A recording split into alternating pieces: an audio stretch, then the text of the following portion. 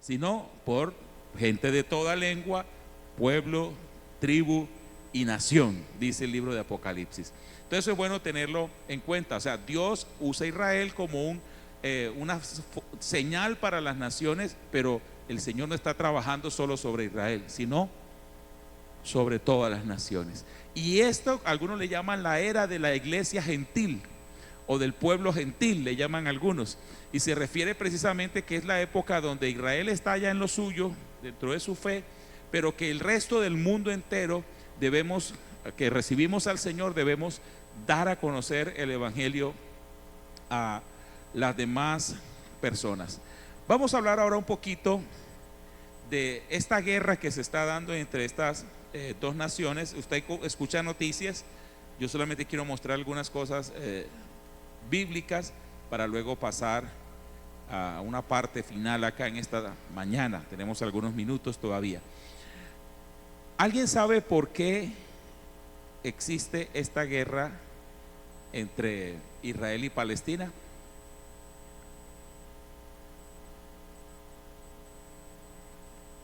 ¿Qué idea tiene? Porque jamás atacó a Israel. Bueno, eso es lo que pasó recientemente, pero esta guerra no empezó el 7 de octubre. Señora, invadieron ¿cuándo? ¿Pero cuándo la invadieron?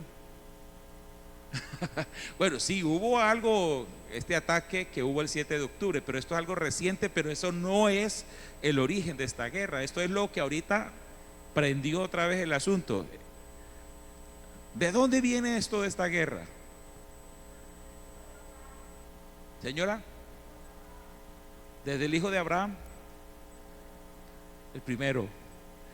Bueno, Ismael. Vamos para allá un poquito.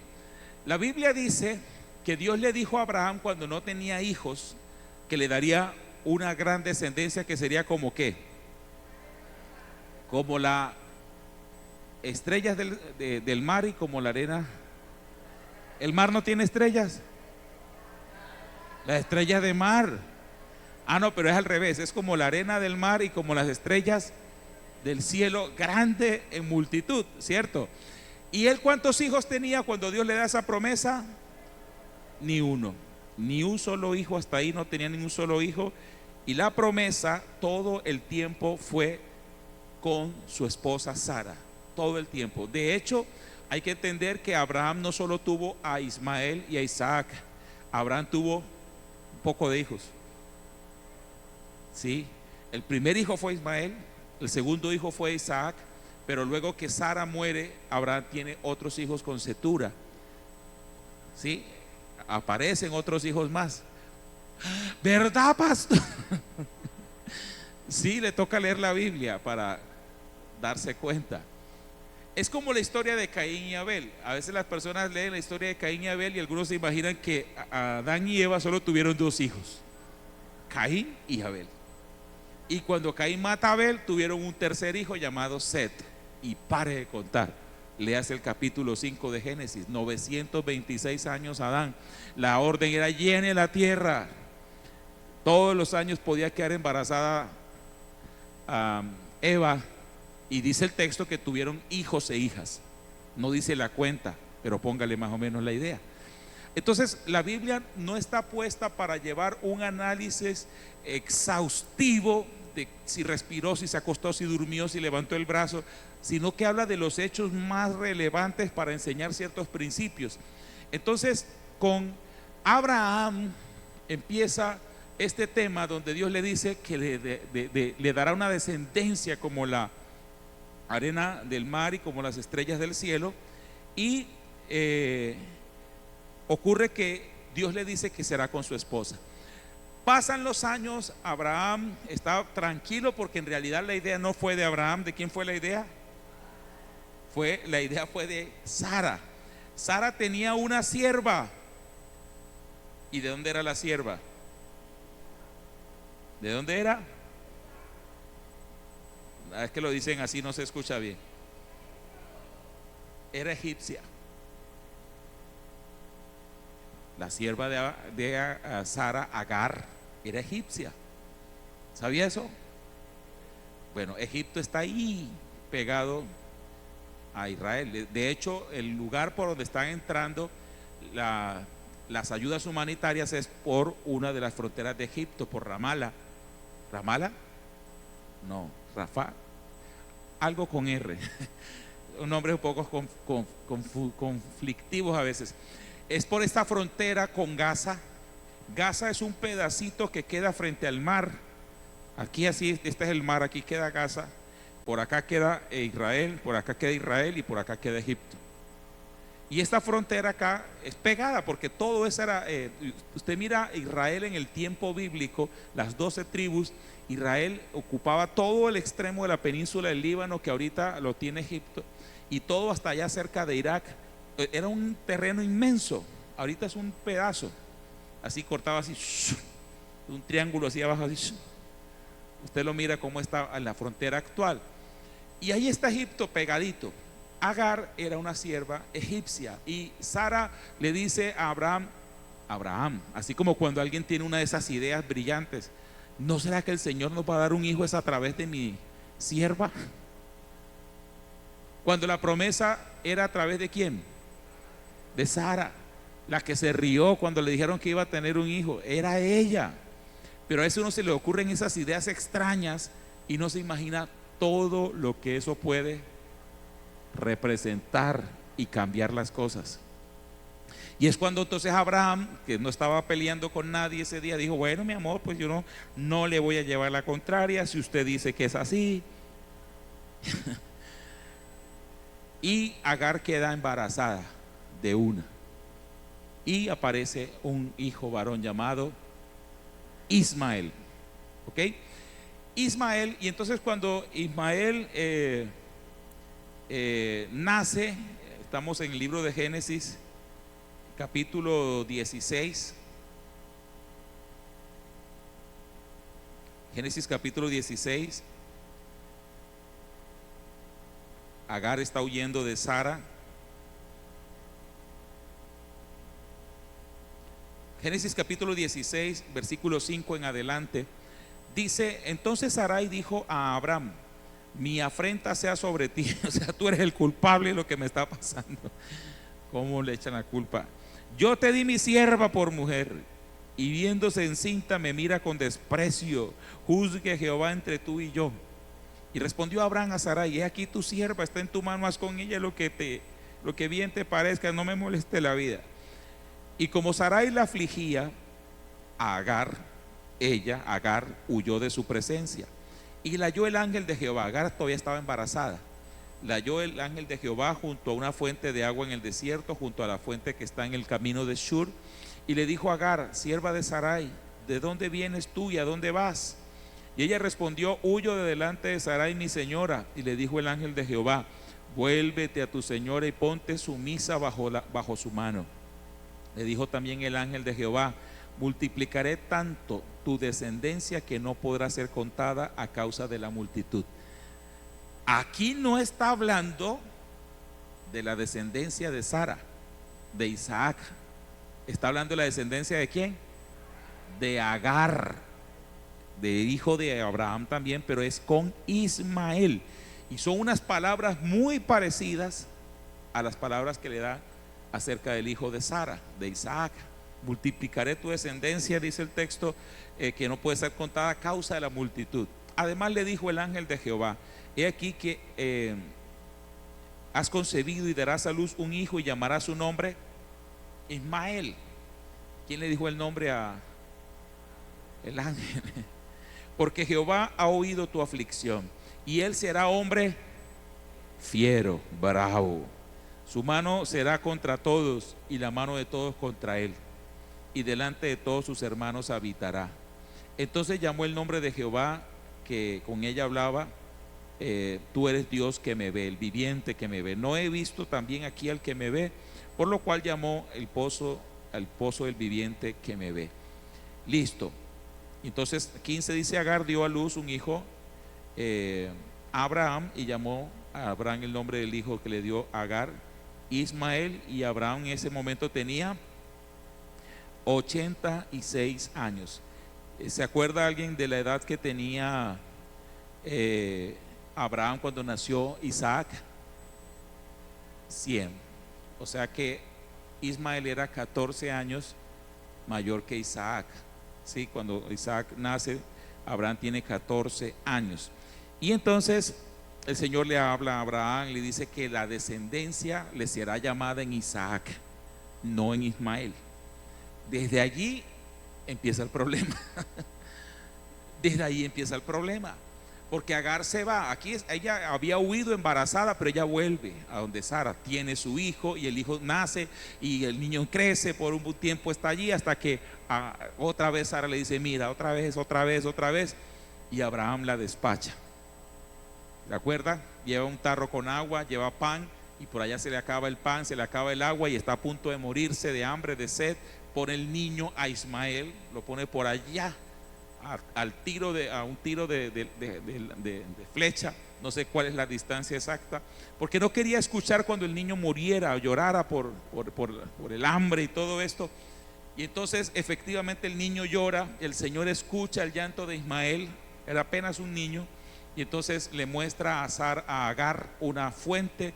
Ella va, toma agua, se reconforta y sigue su camino, y ahí empieza la historia de Ismael, que no es relatada en la Biblia, porque la Biblia no está hecha para decir todo lo que todas las personas hacen, sino que relata y resalta los hechos más importantes de lo que se quiere enseñar.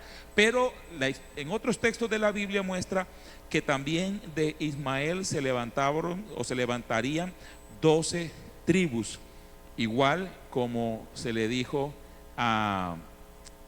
qué pasaría pues con Israel. Mire Génesis 17, versículo 20, dice: y en cuanto a Ismael, también te he oído, he aquí que le bendeciré. Le está diciendo Dios a Abraham: te he oído, y he aquí que le bendeciré, y le haré fructificar y multiplicar mucho en gran manera. 12 príncipes engendrará, y haré de él una ¿qué? Gran nación. Pero, dice el 21, yo estableceré mi pacto con Isaac, el que Sara te dará luz. No había nacido todavía Isaac.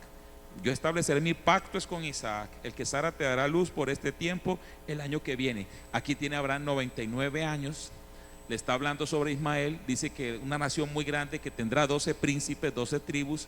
Y también le dice: tu hijo Isaac, que va a nacer, él será el que yo tendré el pacto con él. Y entonces, por cultura, el hijo primogénito era el heredero principal, ¿sí? Y el primogénito de Abraham sería Ismael, no Isaac, por cultura. Pero Dios le dice: en Isaac te será llamada descendencia. Mi pacto lo establezco con Isaac. Lo mismo hizo el Señor con Jacob y Esaú. El primogénito era Esaú, pero él escogió a Jacob. Lo mismo pasó con Efraín y Manasés, los hijos de José. Dios escogió al menor, sí, distinto a lo que culturalmente se acostumbraba. Entonces los ismaelitas son los musulmanes. Me arrepiento de esa palabra. Los árabes, porque recuerde que el musulmán es la religión, y no todos los musulmanes son árabes. No todos los musulmanes son árabes. Por ejemplo, Irán, los iraníes no son árabes, son persas, ¿sí? Los iraníes son persas, no son árabes, pero son musulmanes. Me enredé, pastor, me enredé. ¿Qué es el musulmanismo? La religión, ¿sí? ¿Listo? Entonces los iraníes, que son uno de los enemigos más fuertes contra Israel, son musulmanes con una corriente bien radical. Ellos son chiitas, si no estoy mal, sunitas. Están sunitas, chiitas y otra división que tienen ellos dentro de su religión. Y ellos no son árabes, son persas. Arabia Saudita, ellos son árabes. Cisjordania, ellos son árabes. No me acuerdo todos los nombres de los países, son árabes. Pero Irán no son árabes, son persas. Entonces, los árabes son los descendientes de Ismael. Listo, los árabes son los descendientes de Ismael. Una cosa que se entiende es que los palestinos no son descendientes de Ismael, sino que los palestinos son descendientes de los filisteos. Obviamente entre los tiempos ha habido unas mezclas. Usted mismo sabe que hasta israelitas tenían esposas filisteas, ¿sí? Muchas mezclas hubo, pero ellos reclaman diciendo que ellos son descendientes de los filisteos. Pero eso es una cantidad de mezclas.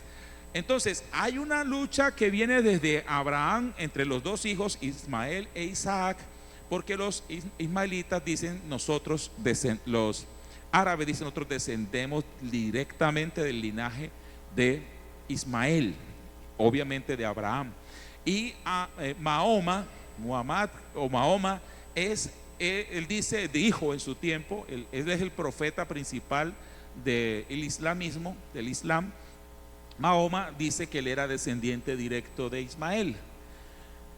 El tema es que ellos reclaman eso: no somos descendientes de Abraham y nosotros también tenemos derecho a esta tierra.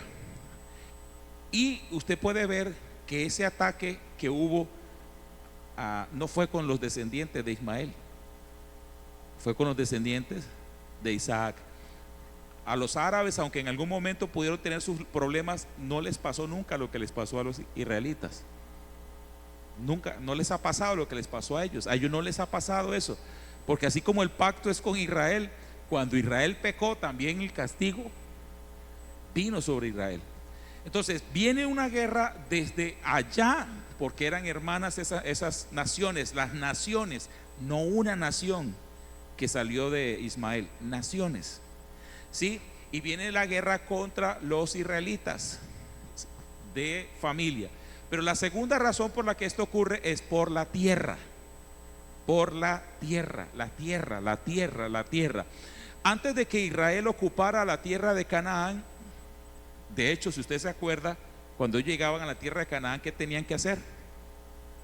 Conquistarla, porque ya estaban ahí el cananeo, el fereceo, el gergeseo, el jebuseo, todos estos feos, no, filisteos y otros más estaban ocupando la tierra, pero por su maldad Dios los sacaba de la tierra. Y entonces estableció a Israel. Israel fue una nación poderosa, ¿sí? Muy poderosa. En ese tiempo que estaba Josué, luego de Josué aparece el primer rey llamado Saúl, ¿sí? Y fue también poderosa, pero no fue tan buen rey. Y luego apareció un rey llamado David. Y el tiempo de David y Salomón fue la edad conocida como la edad de oro de Israel. Fue una nación tan poderosa que todas las de alrededor le tributaban a ellos. O sea, les pagaban impuestos a Israel. Israel gobernaba de esa forma, ejercía dominio mejor. Fue una nación poderosa. Desde Etiopía, usted mire el mapa, Etiopía por acá en África, hasta allá fue a visitar esta reina a Salomón de Saba. Ok, muchas cosas que la Biblia cuenta al respecto. Pero entonces esa tierra estaba ocupada por otros, Dios se la da a ellos y ellos están ahí una cantidad de años. Pero cuando ellos desobedecen al Señor, una de las cosas que hacen es que los sacan en parte de su tierra, ¿sí? Con el imperio babilonio, el imperio persa, el imperio medo, y los sacan, los asirios los sacan. Y ellos están ahí y siguen allí y luego vuelven y reinan hasta el último, que fue Herodes el Grande, siglo I antes de Cristo. Los siglos en la historia se cuentan así: de Cristo hacia atrás es al revés, ¿sí? Como aquí en Cali, usted llega a la calle, a la carrera primera, y a la otra cuadra que es primera norte, segunda norte, tercera norte, cuarta norte, ¿sí? Pero si usted está aquí, está en la primera, y al otro lado es primera. Los siglos se cuentan así: antes de Cristo es el siglo I, y para atrás siglo II, tercero, cuarto, quinto, van hacia atrás. Y desde Cristo en adelante, primero, segundo, tercero, hasta el siglo XXI en que nos encontramos. El rey Herodes el Grande estuvo en el siglo I antes de Cristo. La última parte, llegó Cristo. Ahí estaba reinando su hijo Herodes y el otro, ¿cómo se llamaba? El otro hermano del cual Herodes se casó con la esposa de él. Felipe, no. que Juan el Bautista le decía: no te es lícito llevar la esposa de tu hermano. No me acuerdo el nombre, porque él también gobernaba. Ok, resulta que esa tierra ha sido uno de los problemas que ha causado esa guerra. Pasan los siglos de los siglos, ya sabes, del año 135 Israel es sacado de su tierra y se quedan sin tierra definitivamente. Ahí ya no volvieron, nunca más. No pasó como cuando Babilonia y los deportados, y luego cuando llegaron también con Nehemías, no, ahí ya no pasó eso. Nunca más volvieron a esa tierra hasta el 1900, perdón, antes de 1948 empezaron a llegar desde el siglo XII, por poquitos, a llegar allí. Pero resulta que cuando ellos llegan, esa tierra ya está ocupada por otra gente, en gran parte los palestinos, ¿sí? No había mucha gente porque la tierra no era muy buena, pero está ocupada. Entonces ellos llegan reclamando eso. ¿Sabía usted que Israel en todos esos años estuvo buscando cómo establecer su nación? Pensaron establecerla en África, en un pedazo de África. Pensaron establecerlo en Argentina, en otro país, no me acuerdo en dónde, pero nunca lo lograron hacer hasta que volvieron otra vez a la tierra donde están actualmente. Entonces, en esos momentos, sí, en el año 1913, 1917, no recuerdo bien, Inglaterra le propone a los judíos que se alíen con ellos y que si logran lo que quieren hacer, le van a dar esa tierra para que ellos hagan ahí su estado. Y luego Inglaterra hace lo mismo con los musulmanes y le dice que si los ayudan, le van a dar esa tierra para que establezcan su estado. Pero Inglaterra ya había hecho un pacto luego con Francia y dijeron que si ganaban esa guerra contra el Imperio Otomano, entonces ellos se repartirían la tierra entre los dos. O sea que tanto a Israel como a los musulmanes los iban a dejar viendo un chispero. Y efectivamente ganan la guerra contra el Imperio Otomano y se reparten la tierra entre Israel, entre Inglaterra y Francia. Eso es el tiempo en que ellos se ocupan, eso es después de la Segunda Guerra Mundial, y ocupan esta tierra ellos dos y gobiernan esa tierra. Por un buen tiempo Inglaterra estuvo gobernando sobre la tierra donde está Israel actualmente, Palestina, Franja de Gaza, Irak y varias partes de allí. Entonces, después de que esto pasa, ambos dijeron: no, señor, a mí me hicieron una promesa y yo voy a hacer cumplir esa promesa. Y empiezan los dos a pelear otra vez. Más o menos en el 1913, 1917 empieza otra vez la guerra entre palestinos e israelitas, pero algo más sencillo, porque no tenían un título, no era una nación, había solo una promesa. Y de ahí empiezan las guerras increíbles para tratar de conquistar esta tierra, hasta que llegan al año 1948, ganan la Segunda Guerra Mundial los países aliados, se establece la ONU, y la ONU en noviembre de 1947, en noviembre, deciden que establecerán los dos estados, palestino y el estado israelí, y Inglaterra está gobernando sobre esa tierra. Inglaterra desocupa esa tierra el 15 de mayo de 1948, y un día antes, el 14 de mayo, el encargado de Israel declara la independencia de Israel y se establece como nación el 14 de mayo. ¿Y qué crees que pasa después de que Israel ya es reconocida como nación? Esa noche una fiesta ni la tremenda. Al día siguiente se van los ingleses, el ejército que estaba ahí, empieza la guerra de los palestinos contra Israel otra vez. Otra vez, una cantidad. En 1967 vuelve la guerra llamada la Guerra de los 6 días, donde muere una gran cantidad de palestinos. En esa guerra, que le digo yo, el día después de estar establecido Israel como nación, mueren algunos pocos judíos, algunos pocos soldados ingleses y una gran cantidad de palestinos. En 1967 muere una cantidad de parte y parte, y en 1973, el día de la fiesta de Yom Kippur, hay una fiesta, una guerra otra vez, donde Israel de nuevo derrota a estas naciones. Y el día 7 de octubre del año 2023 se están cumpliendo 50 años de esa guerra. El día que jamás, el día de la celebración de Yom Kippur, 50 años después, entra a Israel otra vez.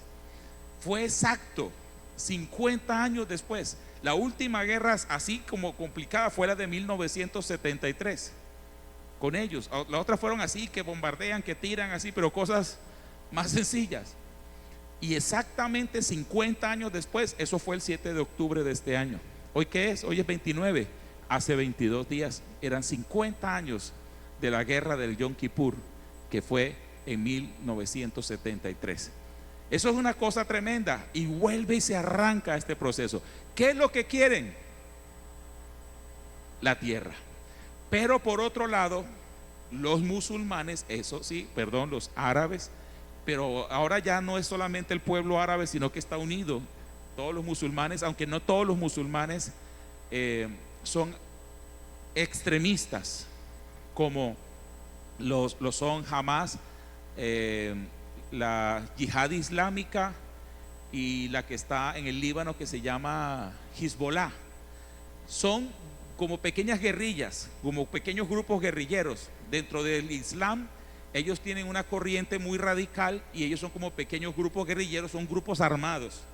Son grupos armados que hacen varias cosas, pero entre otras atacar a Israel.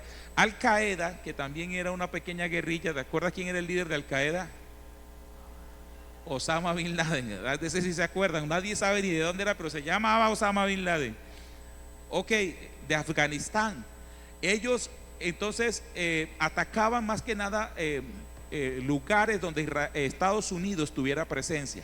Al Qaeda se dedicaba más a eso. Pero estas personas como Hamas lo que hace es atacar a Israel, porque su origen fue precisamente a raíz de lo que Israel toma. Porque en las últimas guerras, Israel fue establecida en 1948, un territorio. En esas guerras siguientes, Israel fue ganando más territorio. ¿Sí? En la guerra de 1973, creo, o la del 67, Israel ganó la península del monte Sinaí. Es un pedazo grandísimo, que luego la entregó en un acuerdo, se la devolvió a Egipto.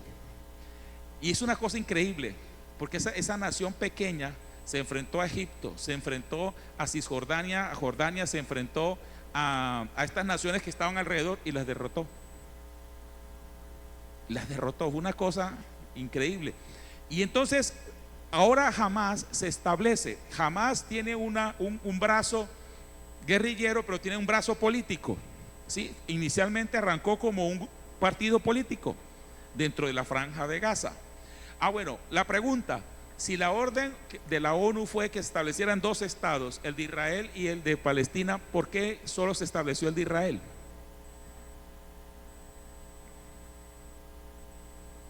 No existe hoy un estado palestino. No existe. Están los palestinos de Cisjordania, pero se llama así, Cisjordania, que es una parte de Jordania, Cisjordania. Pero no existe un estado palestino en la Franja de Gaza. No existe. La razón es que en la guerra que ocurre, las otras naciones que se meten se quedan con el pedazo que le tocaba a Palestina. Los mismos musulmanes lo toman para ellos y no lo dejaron establecerse.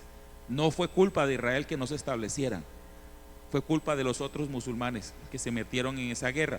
Israel no ha estado en contra de que ellos se establezcan en ese momento, ¿no? Listo. Se establece entonces este estado de Israel, siguen estas guerras, siguen estas peleas, y les decía que Hamas tiene un brazo político. Y en el año 2000, no sé si fue el 2007 o 2000 algo, 2013 creo, me puedo equivocar en la fecha, ellos ganan unas elecciones del parlamento, por decirlo de una manera, pero no de la presidencia, por decirlo de alguna forma, ¿no? Ganan el Senado, pero no ganan la presidencia, pero por la fuerza se toman la Franja de Gaza y están gobernando sobre la Franja de Gaza por la fuerza, porque aunque ganaron por votos una parte que es el parlamento, no la presidencia. Y es un problema interno que ellos tienen. Uno pensaría que el problema de ellos es solo con Israel, es un problema entre ellos mismos. De hecho, ahora cuando viene la guerra, Israel les dice que por favor los palestinos se vayan hacia el sur de Gaza. llegando hacia allá. Y entonces resulta que las milicias de Hamas le dicen que no se vayan. Y eso es una realidad. Ellos utilizan a la población civil de Gaza como escudos humanos y establecen sus lugares de donde lanzaban los cohetes y todo lo demás, al lado de un hospital, al lado de las escuelas, al lado de para que cuando los ataquen maten civiles y poder decir: Israel mata civiles. Es una cosa complicada. Alguien dijo esta frase, uno de los analistas de los noticieros decía que Hamas no solo tiene los 200 y pico de rehenes. ¿Se acuerda que mataron una gran cantidad de gente y se llevaron 200 y pico? Que no solo tiene 200 y pico de rehenes israelíes, que tiene casi 2 millones de rehenes palestinos, porque los obligan a estar ahí y a hacer muchas cosas que ellos no quieren, pero jamás los obliga. Entonces eso es una cosa bien complicada en esas naciones, así como pasa en algunas naciones de África. ¿Usted ha escuchado hablar algo de África? Cómo tumban una persona, surge otro general que derrota al anterior y mata a todo el mundo, y luego y así se la pasan derrocando imperios, derrocando presidentes y subiendo otros, pero corruptos en su gran mayoría. Eso pasa también al interior de ellos. Ok, entonces esta situación se está dando entre ellos y ahora están tratando nuevamente de recuperar esta tierra. La cosa es que no sabemos hasta dónde va a llegar este asunto. Según lo que la Biblia dice, sí podemos decir lo siguiente: sí habrá una guerra mundial, por lo menos una más. Sí habrá una tercera guerra mundial, sí la va a haber. Y esa es la razón por la cual al final Israel va a ser atacado por ejércitos de las naciones de la tierra. Vamos al libro de Apocalipsis. Que si va a ser en este mes o en este próximo año o en los siguientes 10 años, no lo sabemos. En eso nos equivocaríamos y se equivocaría cualquiera que se ponga a dar fechas. Pero lo cierto es que sí va a haber por lo menos una guerra mundial más. Y digo por lo menos porque puede no ser solo una. Ya vivimos dos. El libro de Apocalipsis capítulo 19.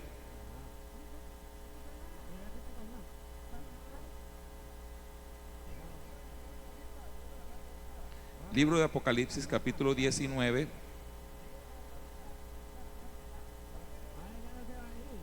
Vamos a mirar. Permítame un momentico acá.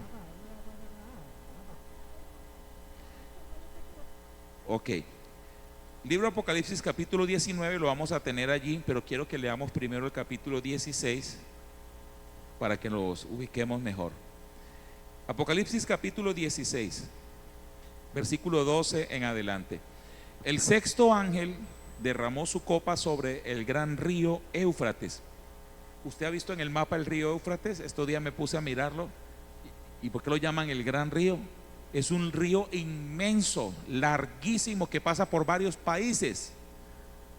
Inmenso. Bueno, el gran río Éufrates, y el agua de este se secó para que estuviese preparado el camino a los reyes del oriente. Y vi salir de la boca del dragón y de la boca de la bestia y de la boca del falso profeta 3 espíritus inmundos a manera de ranas, pues son espíritus de demonios que hacen señales. ¿Y van a dónde? A los reyes de la tierra, ¿qué? En todo el mundo, para reunirlos a la batalla de aquel gran día del Dios Todopoderoso. Ese gran día del Dios Todopoderoso es el día de la segunda venida de Cristo, en la batalla que se conoce como Armagedón. 15. He aquí yo vengo como ladrón. Bienaventurado el que vela y guarda sus ropas para que no ande desnudo y vean su vergüenza. Y los reunió en el lugar que en hebreo se llama Armagedón. Ese lugar es el valle del monte de Meguido. Es una llanura donde ya han ocurrido guerras en el pasado. El valle del monte de Meguido, en Segunda de Reyes 23-29 o en Segundo de Crónicas 35-22 habla de ese lugar, del valle del monte de Meguido o Armagedón, como se llama en hebreo. El séptimo ángel derramó su copa por el aire y salió una gran voz del templo del cielo del trono diciendo: hecho está. Entonces hubo relámpagos, voces y truenos y un gran temblor de tierra, un terremoto. ¿Qué hubo? Pero no fue cualquier terremoto, ese fue un gran terremoto. Lo que les decía de las señales ocurren, pero cada vez con más intensidad y más frecuente. Aquí habrá un terremoto grande, tan grande cual no lo hubo cuando. ¿Cuál ha sido el terremoto más grande que ha ocurrido? El que le pongan de Armero. El de Armero fue terrible, pero unos de México y otros que han estado por acá, increíbles, dice, y no ha habido uno como ese. Este terremoto será una cosa seria. Desde que los hombres han estado sobre la tierra, no ha habido un terremoto como el que va a haber. ¿Cómo será? Increíble. 19. Y la gran ciudad fue dividida en 3 partes, y las ciudades de las naciones cayeron, y la gran Babilonia vino en memoria delante de Dios para darle el cáliz del vino del ardor de su ira, y toda isla huyó, y los montes no fueron hallados. ¿Cómo huye una isla? ¿Cómo huye un monte? Lo que quiere decir el texto es: desaparecieron. Un terremoto se hunde la isla, un terremoto se derrumban los montes. O sea, es así el terremoto. Es una cosa, como lo dice aquí, desde que el hombre está sobre la tierra no ha pasado eso nunca.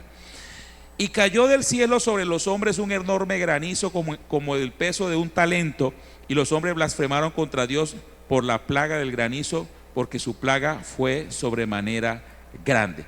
Estamos en este momento del texto, estamos en el tiempo de la gran tribulación, 7 años, pero exactamente los últimos 3 años y medio, y según este texto ya los últimos días de esos 3 años y medio. Permítame explicar algo aquí.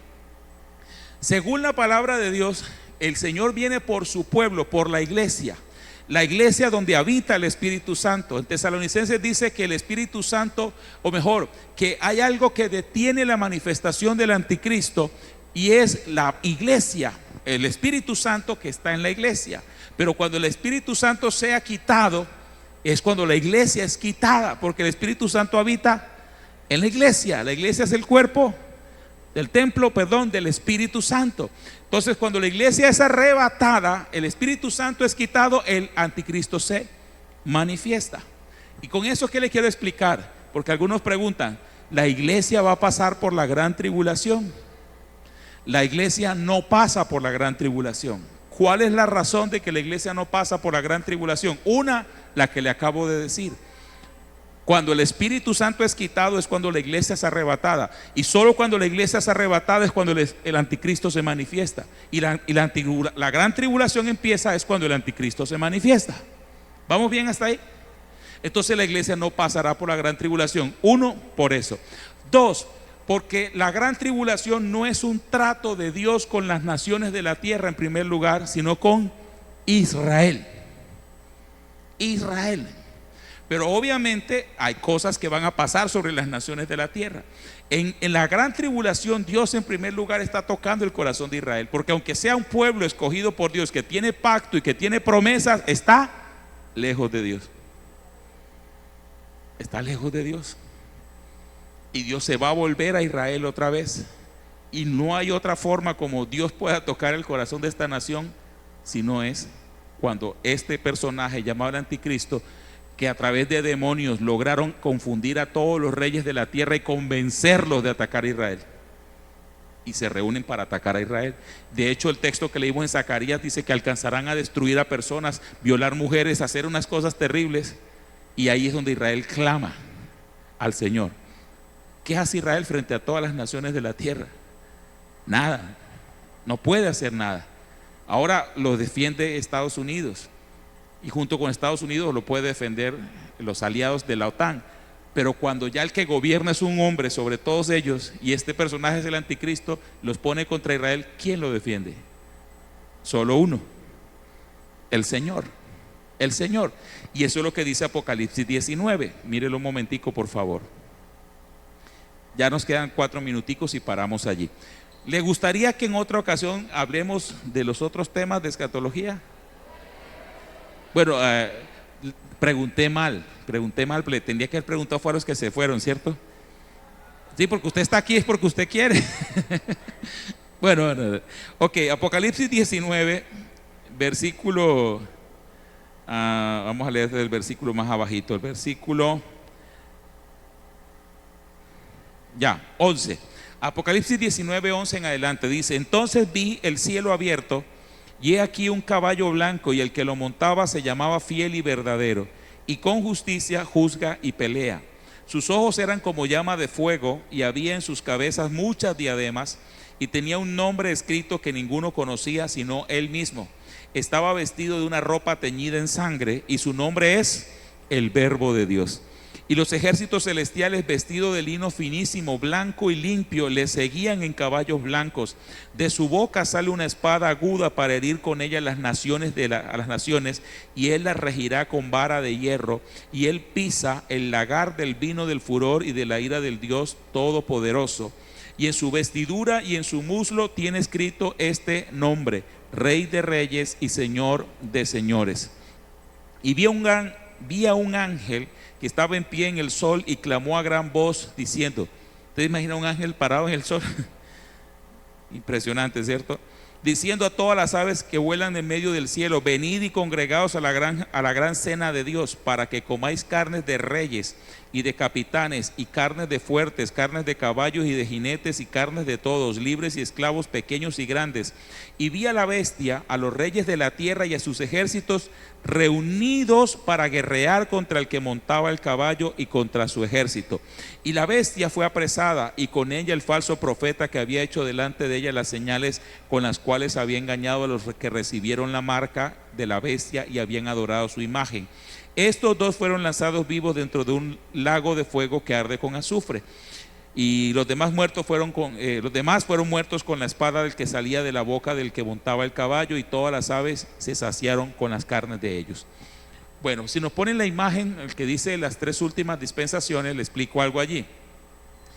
En esa parte de la gran tribulación, que es este periodo, o sea, la gracia viene de aquí a aquí, el tiempo que hemos vivido, pero la gran tribulación son estos últimos 7 años de la dispensación de la gracia, lo que ya le hablé del anticristo. Luego, cuando hablemos de estos temas, ampliaremos el concepto sobre lo que es el anticristo. Él, como resultado de todas estas guerras, vuelvo y le digo, lo podemos afirmar, habrá por lo menos una guerra mundial más, por lo menos una más. Esa guerra mundial, ese estado donde el mundo otra vez vuelve a estar en caos, es el escenario para que aparezca el anticristo. Eso va a pasar. Puede ser un rumor hoy y puede calmarse, pero otro día se va a levantar y va a ocurrir. Habrá otra, por lo menos una guerra mundial más, por lo menos. Entonces, en medio de eso es donde aparece él diciendo: hay que buscar la paz. Aparecerá o se reforzará otra vez la ONU, cualquier cosa similar, donde todas las naciones dirán sí, sí, sí, sí, porque si no nos vamos a acabar. ¿Qué cree usted donde haya una guerra nuclear? ¿Sabe de qué se trata eso de la guerra nuclear?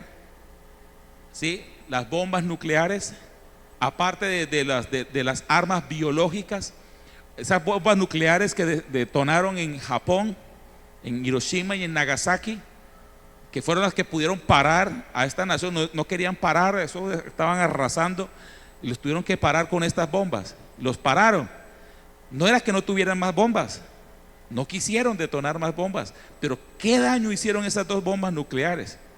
Terrible. Gente que después de muchos años todavía tenían problemas en sus cuerpos por la radiación. Donde lancen todas las bombas nucleares que hay en el mundo, se acaba, no todo, casi todo. De hecho, según la Biblia, eso no lo sabe uno cómo es que va a ocurrir, pero según la Biblia, en la gran tribulación la tierra va a quedar medio destruida, porque habrán terremotos, habrán pestes, habrá terribles hambres, y habrá, dice en uno de los textos, vi como una montaña cayendo encendida desde el cielo. ¿A qué le suena? Un meteoro, que ya algunos científicos han dicho que posiblemente va a impactar un meteoro con la tierra.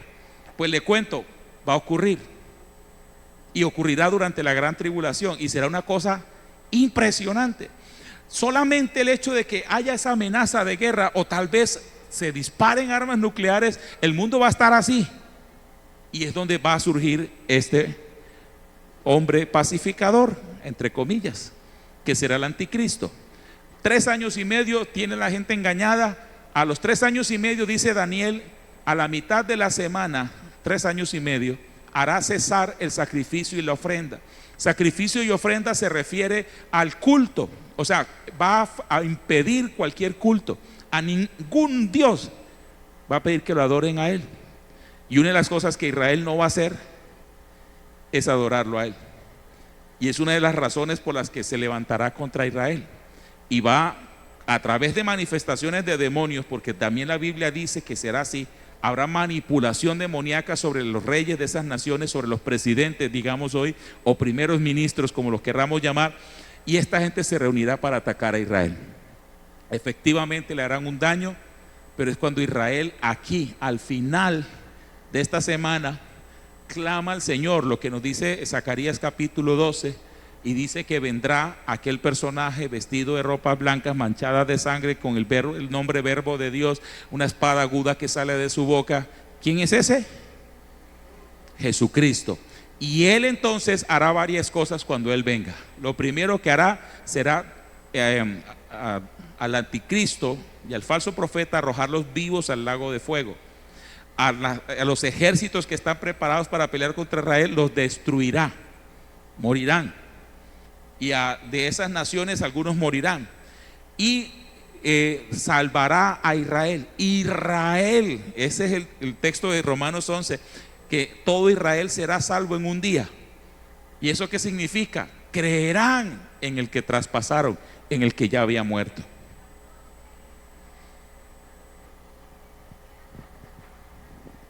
Ya, resulta que en la segunda venida de Cristo, que está aquí al final, usted ve que este es el final de todo. Aquí ve que sigue algo más. La última dispensación, que se llama la dispensación del reino, y después viene la eternidad. Después de que Cristo venga, sigue un periodo de 1000 años en la tierra. No es el fin. El fin es aquí, ante el gran trono blanco, allá. ¿Qué ocurre? En la gran tribulación, al final va a morir mucha gente, pero queda gente viva. Quedan judíos vivos, quedan gentiles vivos, queda gente viva. Y esa gente seguirá viviendo sobre la tierra, pero Cristo reinará sobre la tierra esos 1000 años. Y es un reino diferente que también la Biblia lo describe. Al final de ese milenio, Satanás, que estaba atado, será suelto. Y en ese momento saldrá a engañar a las naciones de la tierra. ¿Y qué cree? Logra hacerlo. Logra engañar otra vez a muchas personas que se rebelan, y ahí sí viene el Señor y hace juicio. Pero eso lo veremos en el próximo capítulo, el mismo canal, a la misma hora. Son las 12:05, pongámonos en pie. Pongámonos en pie, por favor. Gracias al Señor. Le quería leer esto. O sea, ¿qué hacemos como iglesia mientras que está pasando lo que está pasando y mientras que pasa lo que va a pasar? ¿Qué hacemos? Número 1, según Hebreos 10:25, congregarnos fielmente. Congréguese. Hermano, estos son tiempos complicados. Complicados, no le dé lugar al diablo. Y además de congregarnos, dice la Biblia que animemos a los otros. Haga aquí un pequeño trato con alguien a su lado. Vea, yo me voy a congregar, pero si me ve que no me vuelvo a congregar, usted ayúdeme. Dígale, ayúdeme, yo necesito seguir. Congreguémonos fielmente. Ok, ¿qué es lo que debemos hacer mientras todo esto? Oiga, pero ustedes no le pueden dar una que mejor. Venga, y a todas estas, ¿usted por qué no invita a su hermano y charla allá en la casa? No, le da por hablar aquí al final de la iglesia, en el culto al final, ahí se agarran a hablar afuera. Invítelo a la casa y siguen charlando. Congregarnos fielmente. Lo segundo, vivir piadosamente. Según segunda de Pedro 3:10, el día del Señor vendrá como ladrón en la noche, en el cual los cielos pasarán con gran estruendo y los elementos ardiendo serán deshechos y las obras que hay en ellas serán quemadas. Mire, puesto que todas estas cosas han de ser deshechas, ¿cómo no debemos nosotros vivir, andar en santa y piadosa manera de vivir? Congreguémonos, vivamos piadosamente. En español, no tomemos el evangelio en juego. Vivamos el evangelio, vivamos en santidad. El Señor viene por su iglesia. Tercero, ¿qué hacemos? Obra de evangelista. ¿Cómo así? A tiempo y fuera de tiempo, hablémosle a la gente que Cristo es el Señor, es el Salvador y que viene pronto. Amén. Padre, gracias por este tiempo. Rogamos nos bendigas, nos ayudes con tu palabra a fortalecernos en nuestra vida espiritual. Ayúdanos, Señor, a entender que lo que ocurre sí tiene que ver con nosotros, porque tiene que ver con todo el mundo, porque tú, Señor, no te has olvidado de la humanidad. La tierra gime, Señor, la tierra tiene que ser redimida, y la tierra será redimida en el día del juicio ante el gran trono blanco, y anhela ese día, Señor, y hasta tanto no van a parar de ocurrir las cosas hasta que todo se haya cumplido. Señor, ayúdanos a vivir apercibidos, conscientes de todas estas verdades, como gente tuya, como hijos tuyos, en santidad, congregándonos, animándonos a los otros, los unos a los otros, predicando tu evangelio, Señor, porque mientras que la iglesia está en la tierra, la iglesia es luz y la iglesia es sal. Ayúdanos a ser sal y a ser luz cada día, Padre. Guarda esta congregación, guarda a cada uno de tus hijos, en el nombre de Jesús. Amén y amén.